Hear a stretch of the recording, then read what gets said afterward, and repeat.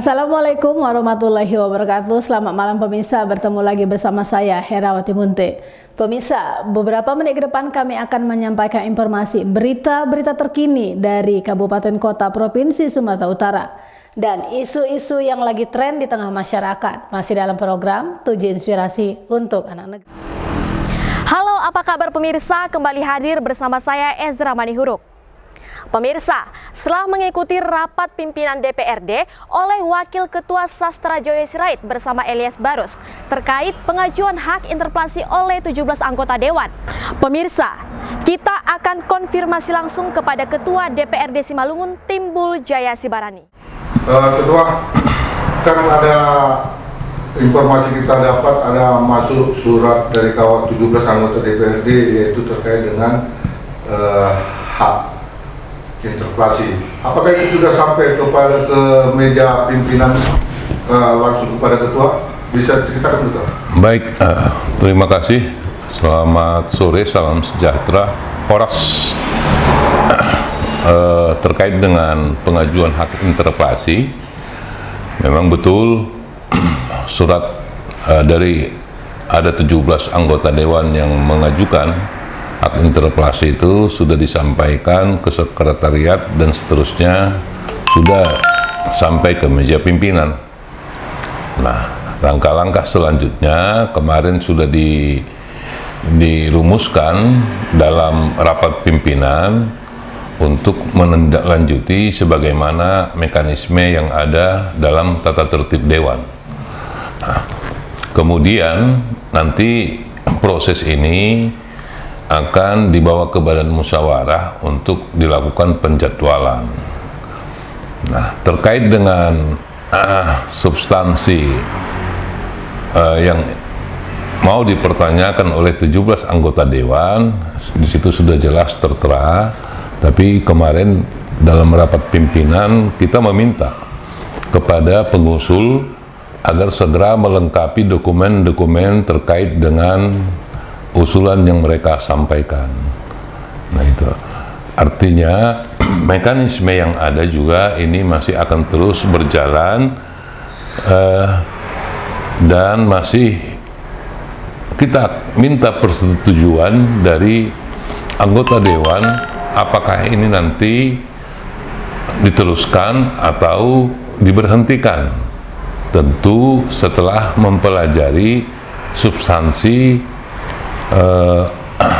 yang ada dalam hak angket yang disampaikan. Hak angket Ketua, interpelasi. Maaf, hak interpelasi yang diajukan oleh 17 anggota dewan. Ketua, bisa jelaskan artinya tahapan-tahapan seperti apa yang akan dilakukan nanti sehingga ini kan bisa aja nanti ketika tidak memenuhi syarat ini putus sampai di situ. Ya. Artinya seperti apa gambaran yang akan dilakukan tahapan-tahapannya? Baik, jadi tahapannya seperti ini. Tentu nanti setelah dokumennya ini dilengkapi, badan musyawarah akan melakukan penjadwalan. Nah, setelah penjadwalan di internal kita akan kita pertanyakan apa hal-hal yang mendasar, kemudian substansinya terkait dengan pengajuan itu. Nah, setelah itu nanti kita minta pandangan-pandangan dari anggota dewan.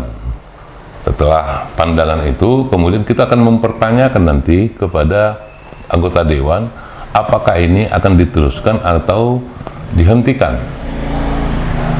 Kalau diteruskan, maka berjalan lagi mekanisme. Tentu kita akan menyampaikan surat. Nah, itu dan kita jadwal nanti agenda untuk mempertanyakan ini kepada saudara bupati. Nah, bila mana oleh anggota dewan misalnya katakanlah sepakat untuk menghentikan, ya maka berhenti sampai di situ. Seperti itu dia Ketua ya. Iya. Ketua, bisa artinya poin-poin apa yang diajukan oleh kawan-kawan melalui hak interpelasinya? Kira-kira gambarnya seperti apa ini? Artinya salah satu aja Ketua. Dalam surat yang disampaikan terkait interpelasi itu ada disebutkan tentang staf ahli. Oh. Kemudian ada disampaikan terkait dengan pengangkatan sekda. Dan selanjutnya rekrutmen tentang eselon 2 yang baru-baru ini dilantik oleh saudara Bupati. Ketua, tapi sebelumnya ketika rapat-rapat yang pernah digelar, Bupati sendiri telah menyampaikan bahwasanya hal tersebut artinya seperti staf ahli, tenaga ahli, dan staf khusus. Ini kan berbeda. Artinya kan ini sudah disampaikan. Menurut Ketua seperti apa gitu? Kenapa kawan-kawan kok mempertanyakan lagi? Dan ini dianggap karena Bupati pernah menyampaikan itu dan itu tidak masuk di dalam artinya ranah daripada yang mereka ajukan lagi. Kira-kira seperti apa tanggapan Ketua? Nah, disinilah sebagai pimpinan kadang-kadang membuat kita menjadi sedikit terbatas. Ya. Sebab kita pimpinan, ketua, dan ada wakil ketua. Secara prinsip kita hanya memfasilitasi. Dan kita menjadi juga sebagaimana tata tertib menjadi juru bicara dewan. Ya. Terkait apa yang dipertanyakan, apakah ini substansial? Ya, mungkin kawan-kawan yang 17 punya pendapat yang berbeda, dan itu Ya. hal yang wajar, dan itu merupakan bagian dari dinamika. Ya. Dinamika politik ya. Iya. Jadi biarlah nanti kita secara bersama-sama melakukan pembahasan atau melihat atau menyamakan persepsi dari anggota dewan ini. Artinya ketika misalnya lebih banyak anggota dewan yang melihat ini tidak begitu penting, ya tentu kita harus hentikan. Tapi ketika misalnya para rekan-rekan anggota dewan yang terhormat melihat ini harus diteruskan, ya kita akan teruskan. Yang pasti saya mau memberikan pesan kepada seluruh masyarakat Simalungun bahwa interpelasi ini bukanlah sesuatu yang menakutkan seperti itu. hal yang Luar biasa. Gitu. luar biasa. Ini adalah hanya ingin bertanya, hak bertanya tentang sesuatu masalah yang mungkin dianggap penting. Nah, ketika ini sudah dijawab, ya tentu sudah selesai.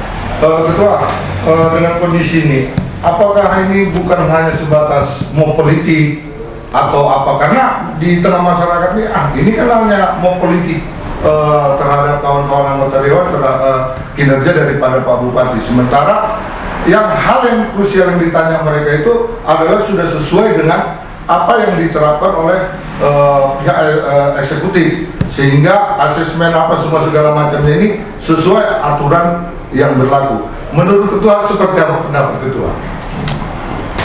Nah, menurut Mona Lisa mungkin pandangannya seperti itu. Jadi kan inilah demokrasi. Orang bolehlah ada kebebasan memberikan pendapat, tapi hendaknya dalam memberikan pendapat itu ada aturan-aturan, ada kaidah-kaidah dan norma-norma. Nah, kalau dipertanyakan tentang mob politik, saya tidak mengerti, karena saya sudah 4 periode, tidak mengerti saya apa itu mob politik, dan untuk apa itu mob politik saya nggak ngerti. Dalam pemikiran saya sebagai 4 periode anggota dewan, ketika misalnya eksekutif ada hal-hal yang melanggar, ya tentu menjadi kewajiban kita untuk mengingatkan. Nah, di sanalah peran kita sebagai mitra. Jadi, ya, tapi kalau misalnya program-program yang sudah disampaikan itu sudah sejalan dengan regulasi, tentu kita harus dukung.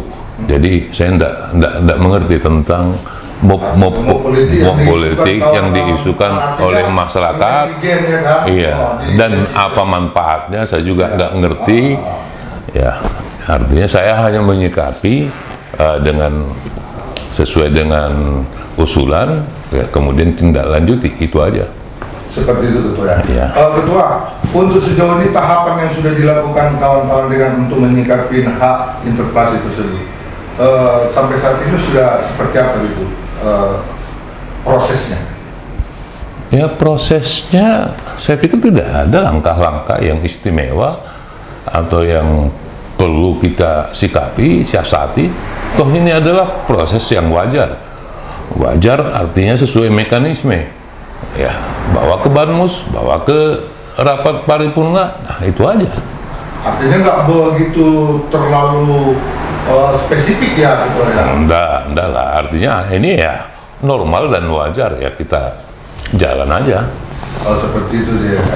Oke, untuk gini Ketua, artinya kan hal ini kan menjadi booming, yang menjadi viral, hak interpelasi dilontarkan oleh kawan-kawan anggota dewan, dan sebelum-sebelumnya tidak pernah. Ini juga menjadi pertanyaan yang cukup menggelitik gitu.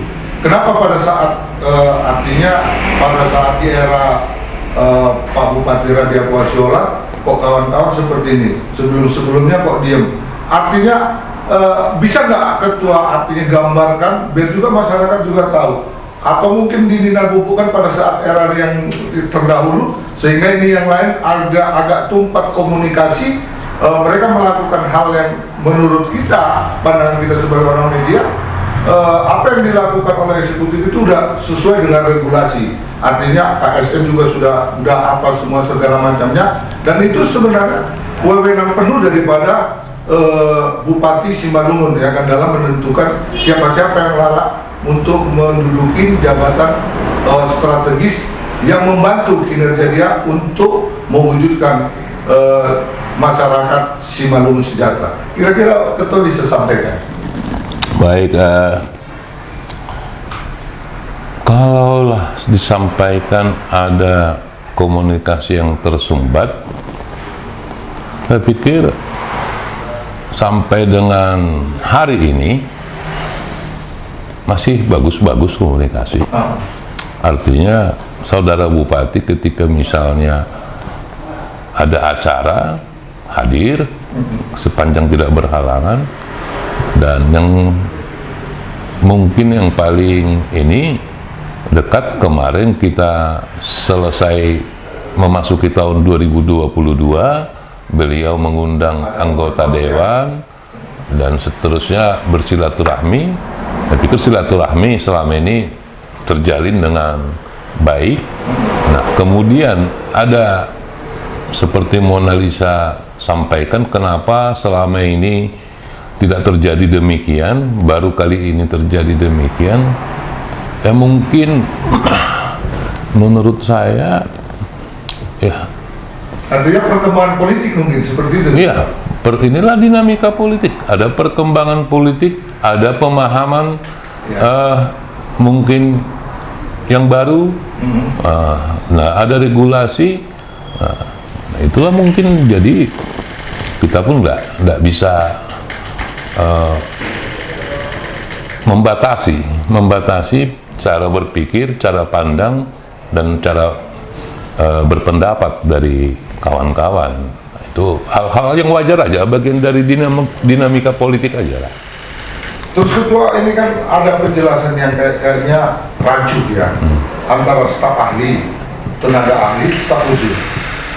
Yang diributkan, yang menjadi viral ini kan soal staf ahli ya kan. Sementara staf ahli itu kan memang orang yang sesuai dengan regulasinya. Artinya coba biar Ketua juga menyampaikan juga, masyarakat juga paham loh, bukan staf khusus, bukan staf ahli, tenaga ahli. Ini kan ada perbedaan khususnya. Bisa kita sampaikan. Ini Ya, menarik, ya. nah di sini dia apa ya? Memang yang sampai kepada kita, sebentar saya bacakan ya tentang terkait dengan hal-hal yang disampaikan dalam interpelasi supaya lebih jelas. Ada beberapa poin, yaitu pertama mungkin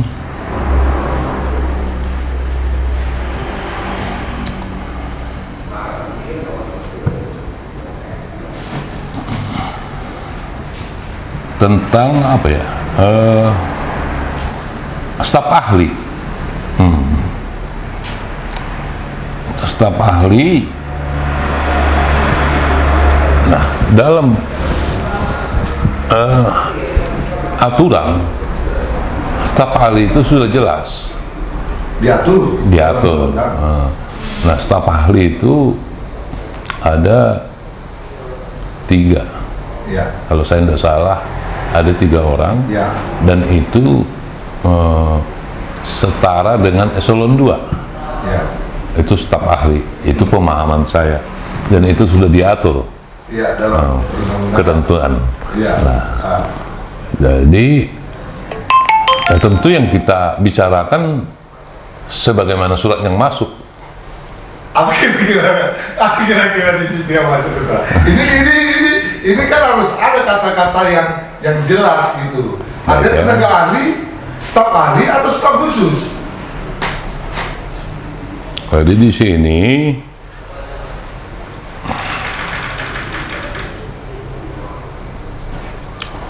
surat keputusan Saudara Bupati Simalungun nomor dan seterusnya tentang pengangkatan tenaga ahli. Bahwa SK Saudara Bupati sesuai dengan PP nomor 72 tahun 2019, Ya. khususnya pasal 102 menyatakan staf ahli gubernur, bupati, wali kota diangkat dari pegawai negeri sipil. Bahwa jika melihat SK Saudara Bupati, kami menilai Saudara Bupati menjadikan posisi jabatan staf ahli hanya sebagai membalas jasa. Ya. Sebagai balas jasa terhadap suksesi bupati. Nah, jadi itu yang disampaikan. Ya, tentu nanti kita pertanyakan kepada pengusul, kenapa staf ahli? Staf ahli itu sudah diatur dan rekrutmennya sudah sesuai mungkin, atau mungkin ada pandangan bahwa rekrutmen staf ahli itu tidak sesuai.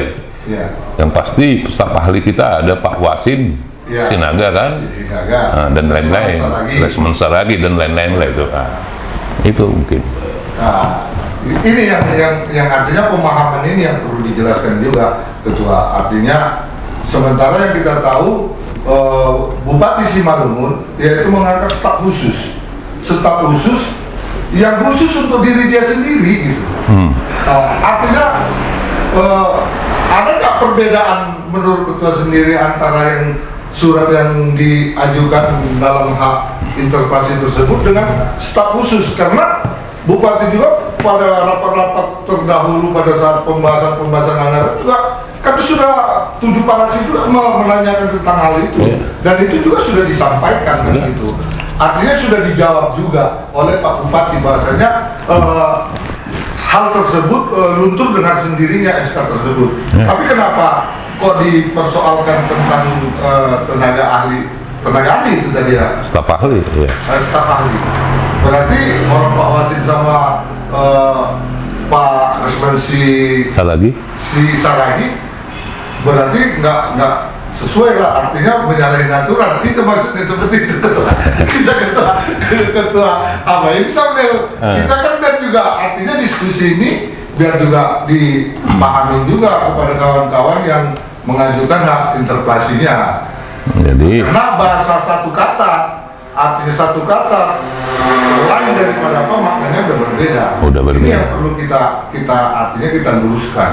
Jangan pula nanti ini kita pula karena kita buat artinya liputan ini seolah-olah kita menggiring-giring kan gitu. Menggiring-giring. Kita nggak mau seperti itu. Artinya kita tetap independen untuk menyajikan berita-berita sesuai fakta yang ada. Kira-kira seperti apa gambaran ketua sebelum kita closing statement? Pandangan saya begini aja, saya juga harus pada posisi yang Netral.